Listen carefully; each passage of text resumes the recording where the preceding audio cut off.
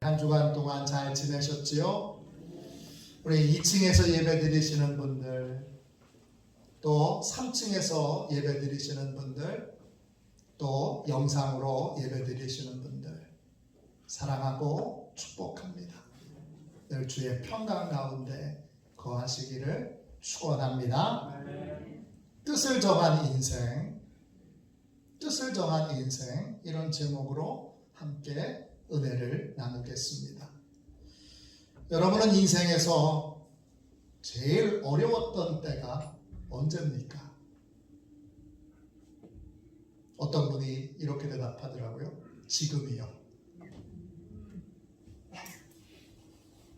이 질문을 드리면 예상외로 청년의 때가 제일 힘들었다고 얘기하는 분들이 많습니다.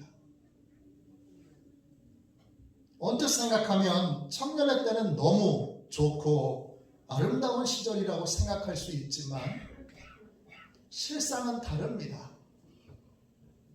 아무것도 정해진 것이 없기 때문에 가장 불안한 시기입니다.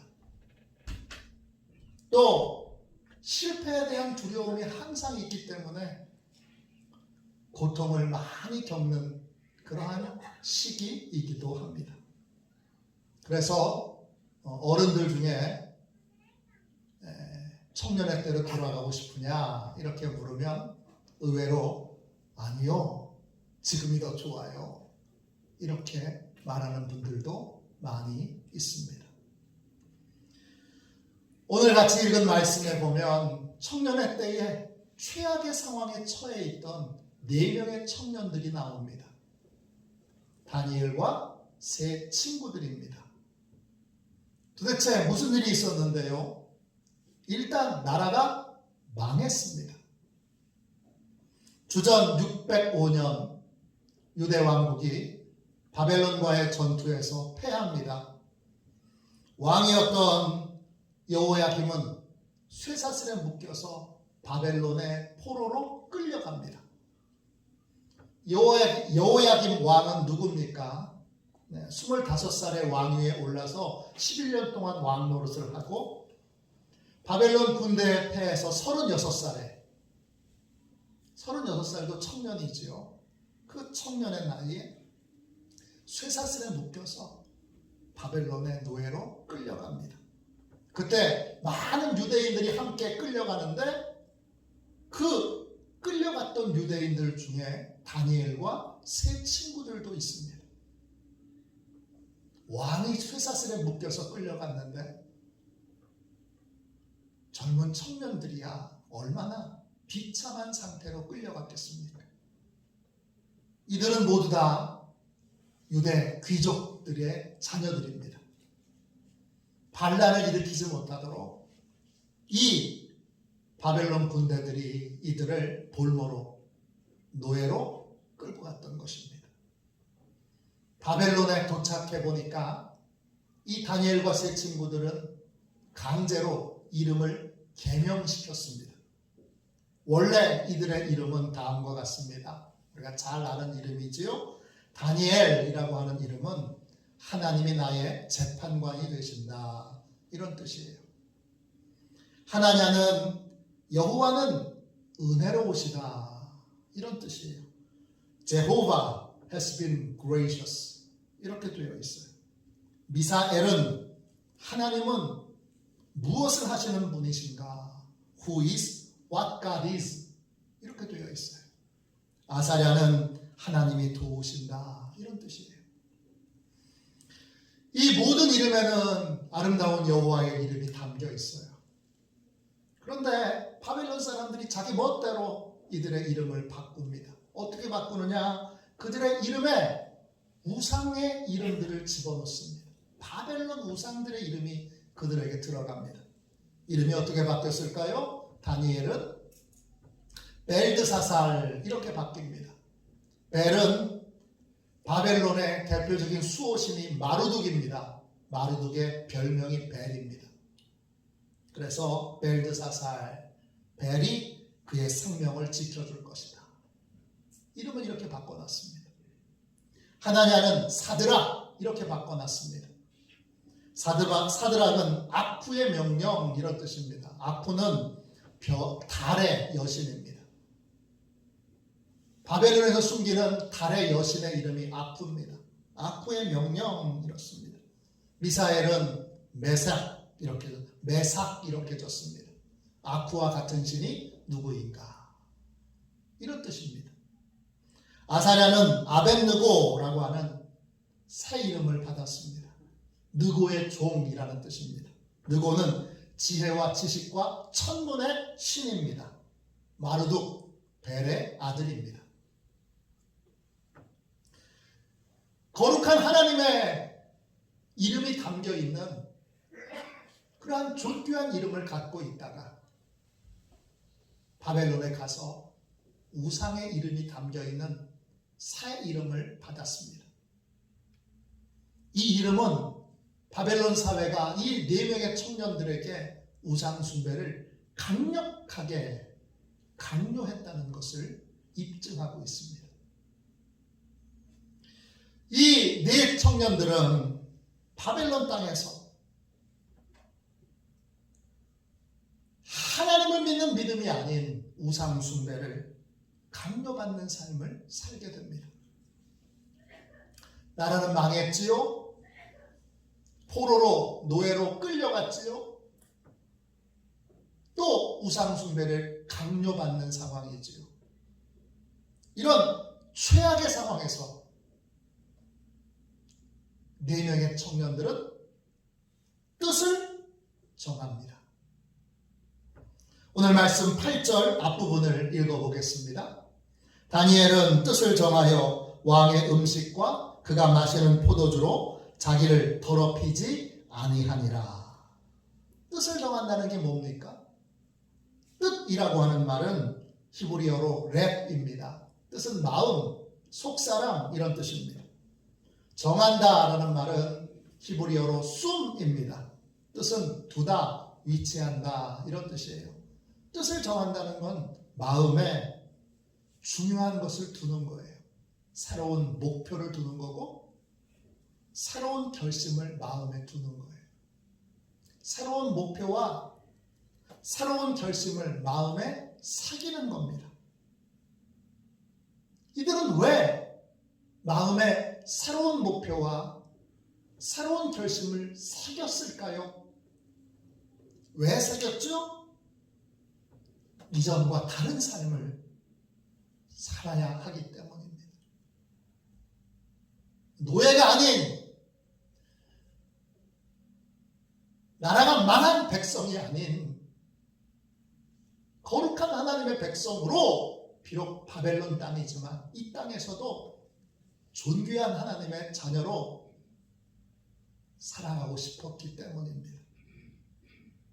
새로운 목표와 결심이 없는 인생은 언제나 그러므로의 인생을 살 수밖에 없습니다. 나라가 망했으므로 비참한 삶을 살 수밖에 없어요. 바벨론의 노예로 끌려왔으므로 우상 숭배를 할 수밖에 없어요.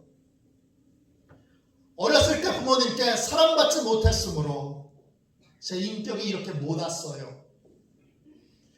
어렸을 때 지긋지긋하게 가난해서 그래서 돈의 노예가 됐어요. 배우지 못해서 어리석고 또 잘못된 선택과 결정을 늘 해요. 뜻을 정하지 못한 인생. 그 인생은 늘 환경과 상황을 탓하며 그러므로의 인생을 살 수밖에 없습니다. 이런 인생을 살지 않으려면 반드시 다니엘처럼 뜻을 정한 인생을 살아야 합니다.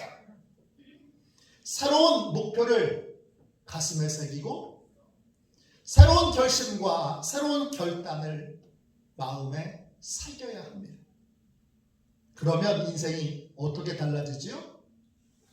뜻을 정한 인생은 그러므로의 인생이 아니라 그럼에도 불구하고의 인생을 살게 됩니다.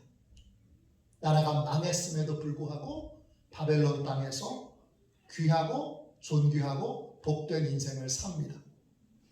물과 야채만 먹었음에도 불구하고 다른 소년들보다 얼굴이 더 윤택하고 더 좋아 보입니다. 느부갓네살 왕의 명령을 거역했음에도 불구하고 살아남았을 뿐만 아니라 왕의 총애를 받고 왕의 특별한 사랑을 받습니다. 히브리 사람임에도 불구하고 히브리 노예임에도 불구하고 바벨론 왕국에서 여러 왕들을 거치며 그 바벨론 왕국이 망할 때까지 높은 지위와 권세를 누립니다. 뜻을 정한 인생은 환경과 상황을 초월하여 도우시는 하나님의 은혜를 누리고 그런 인생을 살게 됩니다.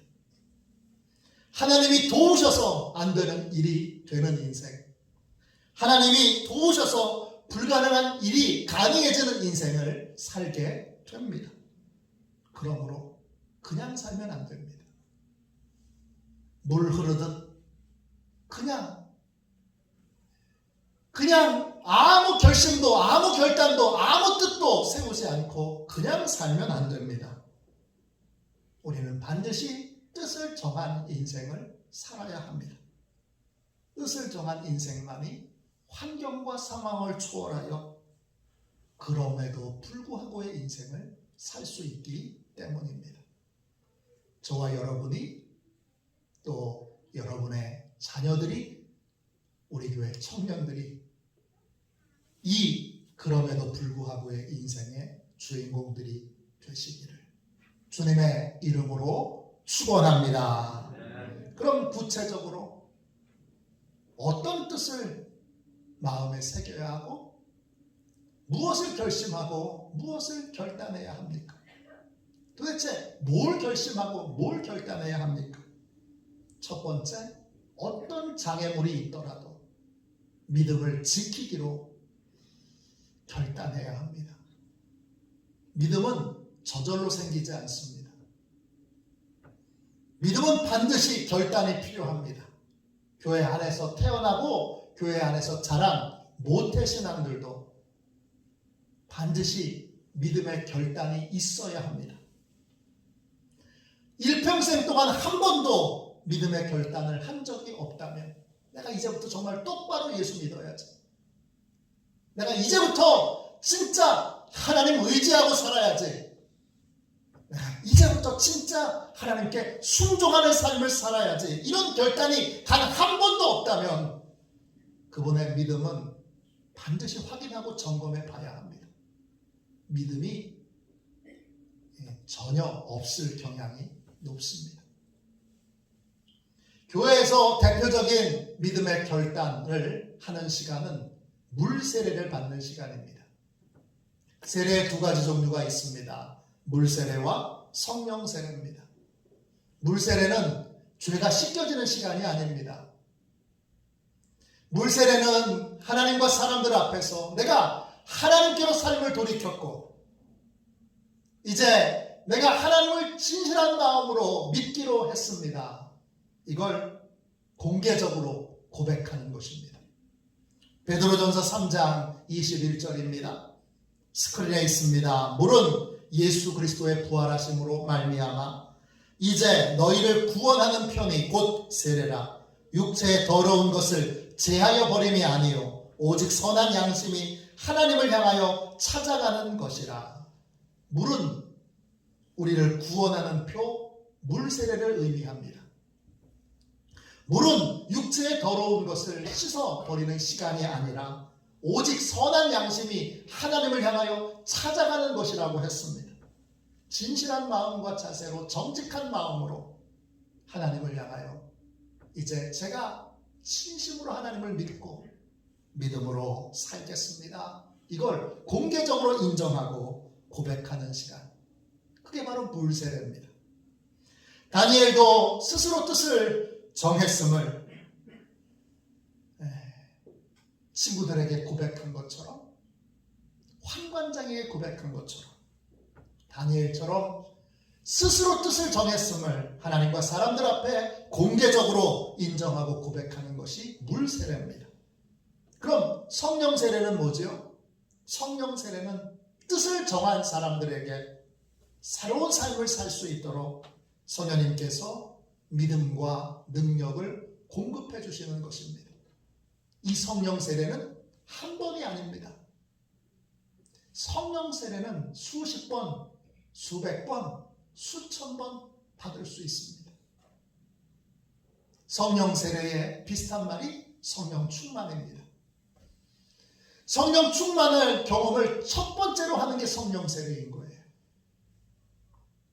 뜻을 정한 사람에게 하나님이 권세와 능력을 주시는 것입니다. 모든 그리스도인들은 물 세례를 받아야 합니다. 다른 말로 다니엘처럼 분명한 뜻을 정하고 그 뜻을 공개적으로 인정하고 고백해야 합니다. 그래야 뭘 할 수 있습니까? 입교를 할 수 있습니다. 세례 예식이 끝나면 입교식을 합니다. 입교, 교인이 되는 겁니다. 기독교인이 되는 거예요.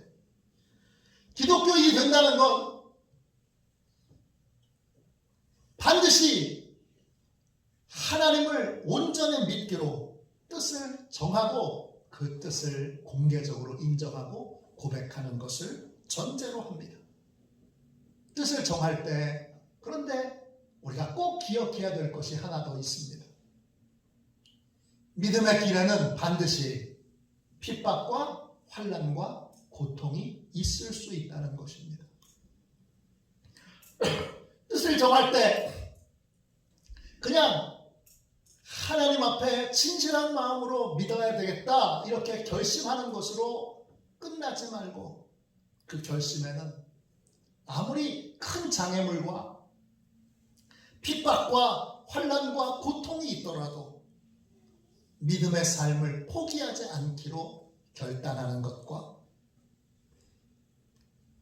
아무리 큰 장애물이 있더라도 믿음이 없던 옛삶으로 돌아가지 않겠다는 no turning back, 과거로 돌아가지 않겠다는 결단이 함께 있어야 합니다. 다니엘과 다니엘의 세 친구들이 뜻을 정한 장소는 예루살렘이 아닙니다. 모두가 다 믿음을 존중해주는 땅이 아니라 아무도 믿음을 존중해주지 않는 우상 숭배의 땅 바벨론입니다. 그곳에서 뜻을 정했습니다. 뭡니까? 바벨론 땅에서 어떤 환난, 핍박, 고통이 있더라도 믿음의 길에서 떠나지 않고 어떤 장애물이 있더라도 믿음으로 견디고 믿음으로 돌파하고 또 믿음으로 이겨내기로 믿음의 길을 떠나서 과거로 믿음 없는 삶으로 회귀하지 않기로 옛삶을 반복하지 않기로 그들이 결단한 것입니다. 아무리 힘들고 어려워도 죽으면 죽으리라 이런 각오로 믿음을 떠나지 않기로 결단한 것입니다. 이것이 뜻을 정하는 것입니다. 열왕기상 19장에 보면 엘리야 선지자가 엘리사를 제자로 부르시는 이야기가 나옵니다. 엘리야는 자신의 겉옷을 벗어서 엘리사에게 툭 던져줍니다. 이게 무슨 의미인지 엘리사는 금방 알아차립니다. 엘리야가 자신을 제자로 택한 것입니다. 갑작스러운 부르심 앞에 엘리사는 부모님에게 작별 인사를 하게 해달라고 부탁합니다. 그러자 엘리야가 엘리사에게 집에 가서 인사드리고 오는 것을 허락하면서 이렇게 말합니다. 내가 집에 가서 작별 인사를 하고 다시 내게로 돌아올 때에는 나를 따를 준비가 되어 있어야 한다.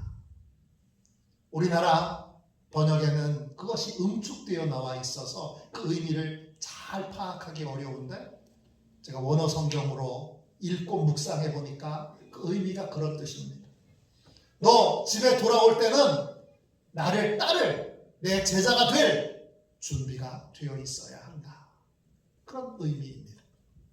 집으로 돌아간 엘리사는 밭 갈던 소를 잡아서 백성들에게 주어서 함께 먹습니다. 그리고 소의 기구를 불태워버립니다. 그리고 엘리야를 찾아와서 그때부터 엘리야를 따릅니다. 엘리사가 소를 잡고 소의 기구를 전부 불태워버린 것이 무슨 의미입니까? 엘리야의 제자가 됐으니까 다시 과거로 돌아가지 않겠다는 것입니다. 이것이 뜻을 정하는 것입니다. 다니엘이 뜻을 정한 것은 믿음 없는 과거로 돌아가지 않겠다는 것입니다. 비록 바벨론 땅에서 살고 있고 또 우상 숭배를 강요받고 있지만 하나님을 믿는 믿음의 길을 계속 걷겠다는 결단입니다.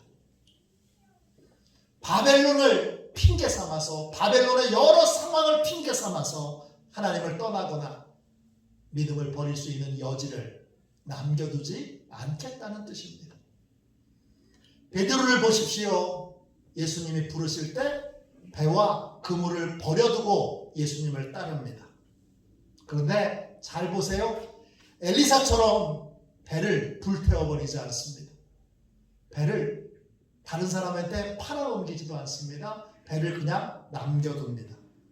뭐죠? 옛날로 돌아갈 여지를 둔 것입니다. 예수님이 십자가에 못 박혀서 죽자 낙심한 베드로는 버려두었던 배를 되찾고 버려두었던 그물을 되찾아서 그걸 가지고 사람을 낚는 어부가 아니라 고기를 낚는 어부가 되어 옛삶으로 돌아가 고기 잡으러 갑니다. 이걸 영적 퇴행이라고 부릅니다. 영적 퇴행. 이스라엘 백성들이 출애굽을 한 이후에 가나안 땅에 들어가는 그 여정에서 어려운 일만 생기면 이집트가 좋았는데 이렇게 말합니다. 이집트가 좋으면 뭐가 좋습니까? 그 비참한 노예 생활 그거 다 잊어버리고 이들은 어려운 일만 생기면 이집트를 그리워합니다. 이게 영적 퇴행입니다. 이들은 어려운 일 생기면 불평하고 원망하며 이집트를 그리워했는데 그들 모두는 한 사람도 예외 없이 가나안 땅에 못 들어갔습니다. 뜻을 정한다는 것, 어떤 장애물이 있더라도 영적으로 퇴행하지 않고 끝까지 믿음으로 살고 끝까지 믿음으로 견디고 믿음으로 극복하고 믿음으로 돌파하겠다는 결단입니다. 이런 결단이 있을 때에 그럼에도 불구하고의 은혜가 임하게 됩니다. 이런 은혜가 임하는 결단이 오늘 있기를 주님의 이름으로 축원합니다. 두 번째, 뜻을 정한다는 것은 무엇입니까? 무엇을 결심하고 무엇을 결단해야 합니까? 작은 죄라도 조심하는 순결한 믿음을 지키기로 결단해야 합니다. 오늘 말씀 8절 다시 한번 읽도록 하겠습니다. 다니엘은 뜻을 정하여 왕의 음식과 그가 마시는 포도주로 자기를 더럽히지 아니하니라. 다니엘과 세 친구들은 왕의 음식과 포도주로 자신을 더럽히지 않기로 뜻을 정했습니다. 더럽힌다 이 말은 히브리어로 가알입니다. 더럽히다, 모독하다, 얼룩지게 하다, 불결하게 하다 등을 뜻합니다. 왕의 음식이 왜 더럽습니까? 왕의 포도주가 왜 더럽습니까? 그냥 음식인데. 이게 왜 영혼을 더럽히고 믿음을 얼룩지게 만드는 것이라고 다니엘과 세 친구들은 생각했습니까? 이 모든 것이 우상에게 바쳐진 제물이기 때문입니다. 우상 숭배의 재료로 사용되었기 때문입니다. 그게 뭐가 문제가 됩니까? 그게 왜 문제죠? 우상에게 바쳐진 음식을 먹는다는 건 단순하게 음식을 먹는 것이 아니라 우상 숭배의 세계관, 가치관, 인생관을 받아들인다는 것입니다. 우상의 재물을 먹으면서 서서히 바벨론의 세계관, 바벨론의 가치관, 바벨론의 인생관에 오염이 된다는 것입니다. 다니엘과 세 친구들은 우상에게 바쳐진 음식을 먹는 것을 사소한 작은 일로 여기지 않았습니다. 이들은 이 음식 먹는 것이 허물어지면 결국 바벨론의 세계관, 가치관, 인생관을 다 받아들이게 될 것이라고 하는 걸 알았습니다. 그리고 그것이 자신의 영혼을 병들게 하고 자신의 믿음을 더럽힐 것을 알았습니다. 그래서 왕의 음식과 왕의 포도주를 마시지 않기로 결단했던 것입니다. 지혜의 왕 솔로몬을 보십시오. 솔로몬이 왕이 되었을 때 그는 순수한 사람이었고 하나님을 의지했고 또 순종했던 겸손한 사람이었습니다. 그걸 하나님이 기뻐하셔서 솔로몬에게 큰 지혜를 주십니다. 그런데 솔로몬이 시간이 지나면서 하나님의 지혜 대신 세상의 지혜를 따라 삶을 살게 됩니다. 대표적인 것이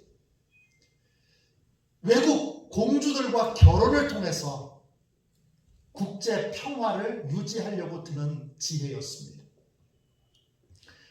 이 지혜로 솔로몬은 바로의 공주와 결혼합니다. 그리고 많은 이방 여자들과 결혼합니다. 몇 명쯤 결혼했을까요? 성경에 1000명과 결혼했다고 나옵니다. 1000명입니다.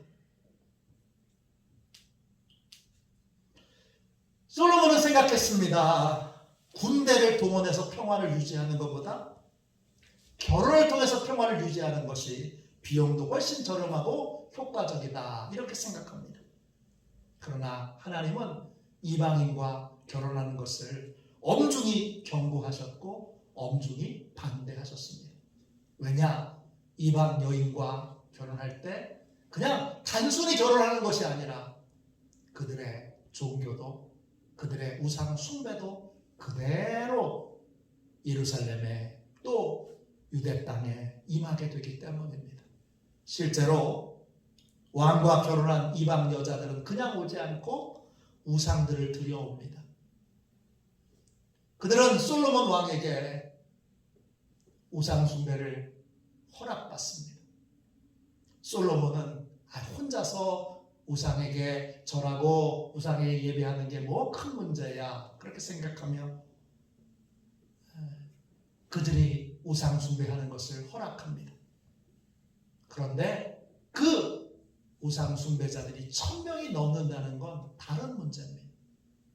열왕기상 11장 3절입니다. 왕은 후궁이 700명이요 첩이 300명이라.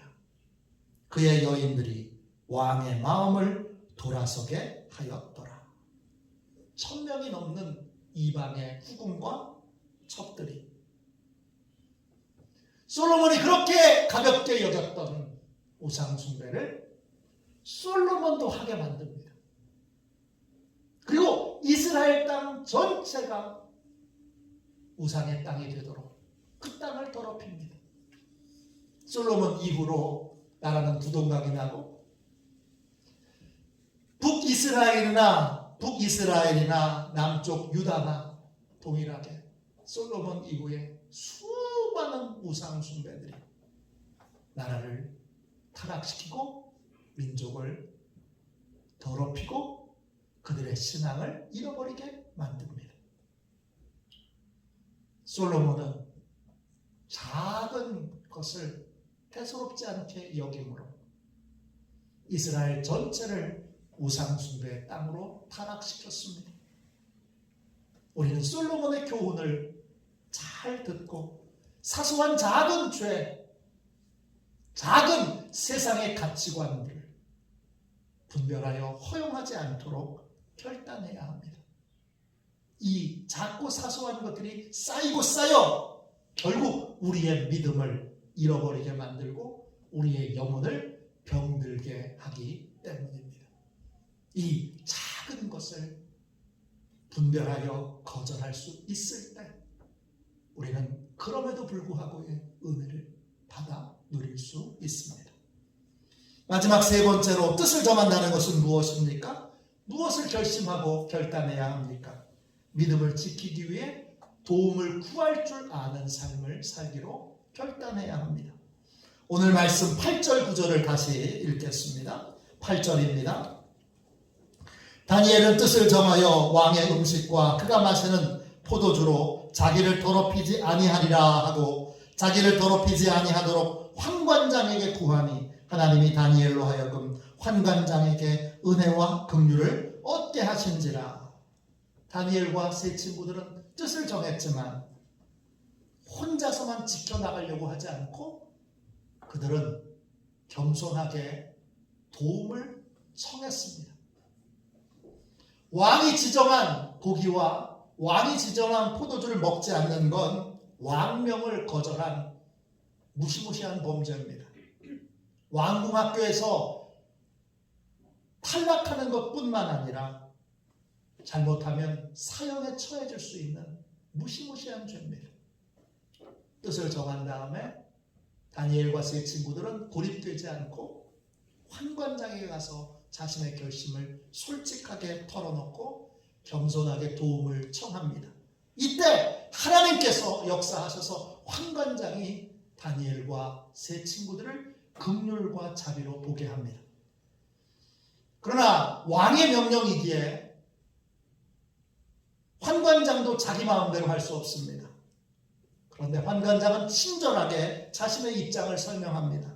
왕이 정해주신 음식을 먹지 않아서 너희들의 얼굴이 초췌하게 되면 내가 왕에게 처형을 당하게 될 것이다.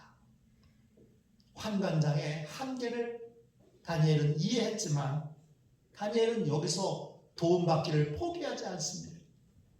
왜 그렇습니까? 어떤 장애물이 있더라도 믿음의 길을 포기하지 않기로 결단했기 때문입니다.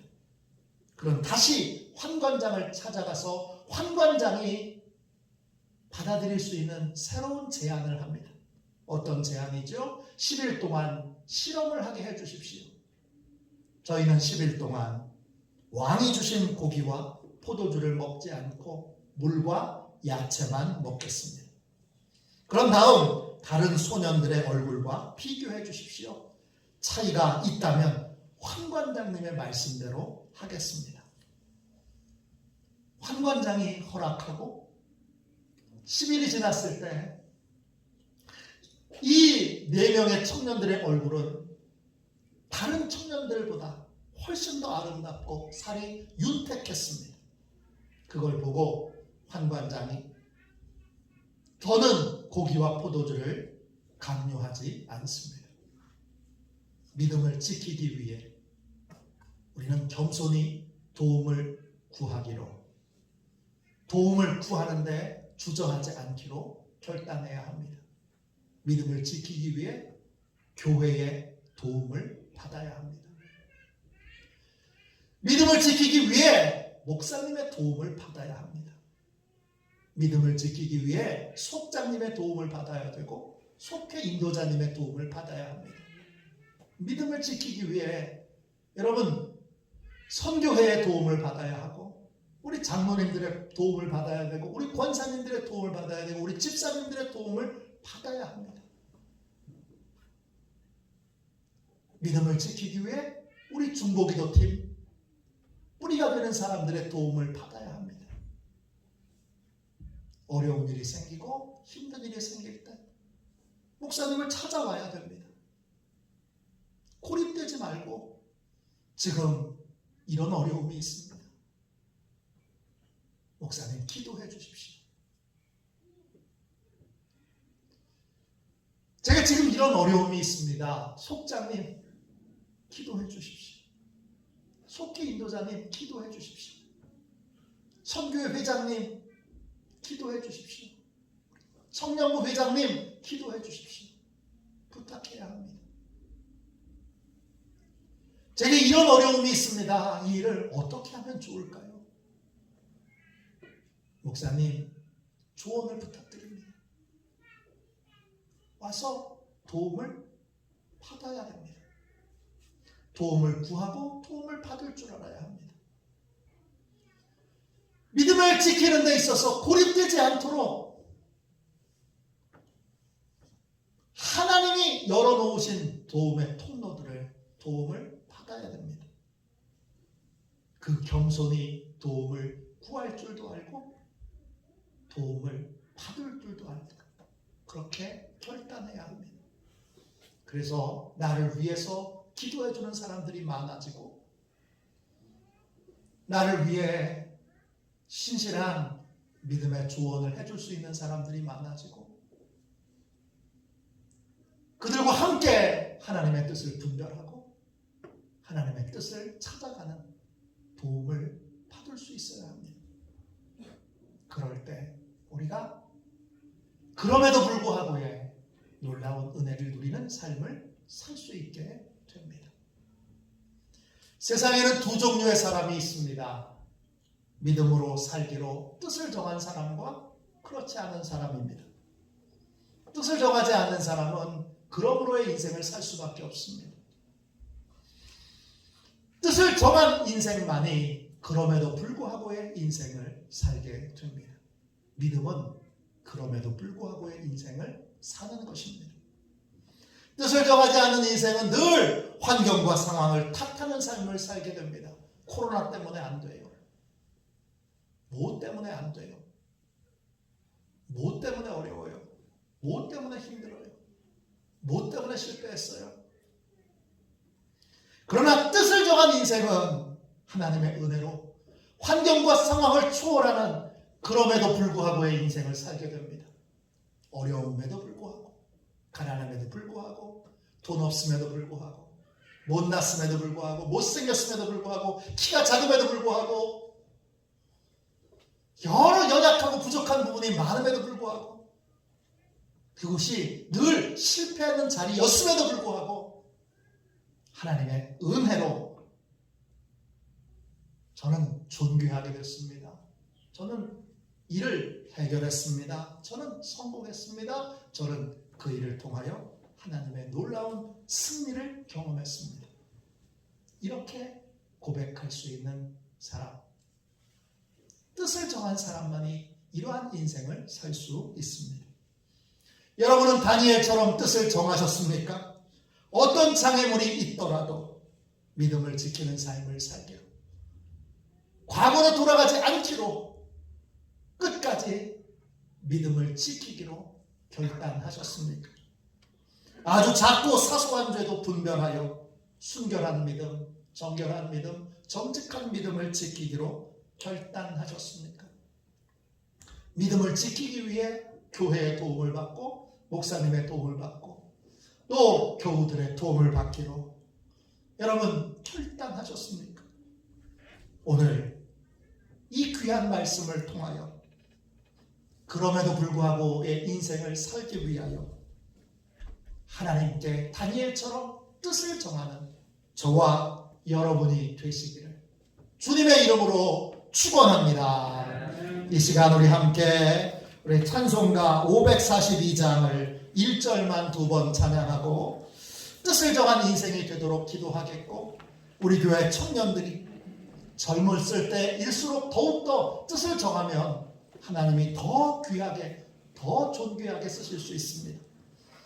우리 청년들이 뜻을 정한 청년들로 다니엘과 같이 귀하게 존귀하게 모든 환경과 상황을 초월하여 그렇게 복되게 쓰임받는 청년들이 될 수 있도록 위하여 우리 기도하도록 하겠습니다. 우리 542장 1절만 2번 찬양하겠습니다.